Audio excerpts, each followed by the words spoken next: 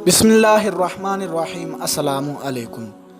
हज़रत अबू रज़ीन अकीली बयान करते हैं, रसूलुल्लाह सल्लल्लाहु ताला अलैहि व आलिहि वसल्लम ने फरमाया, मोमिन का ख्वाब नबुव्वत का 46वां हिस्सा है। जब तक वो इसको बयान नहीं करता तो वो परिंदे के पाँव पर है, लेकिन जब वो उसे बयान कर देता है तो वो वाक़ई हो जाता है।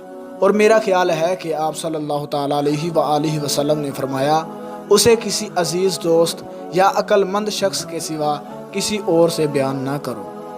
हज़रत अबू सईद रज़ी अल्लाह ताला अन्हु नबी करीम सल्लल्लाहु ताला अलैहि व आलिहि वसल्लम से रिवायत करते हैं, आप सल्लल्लाहु ताला अलैहि व आलिहि वसल्लम ने फरमाया, सहरी यानी पिछली रात के वक़्त का ख्वाब सच होने में करीब तर है।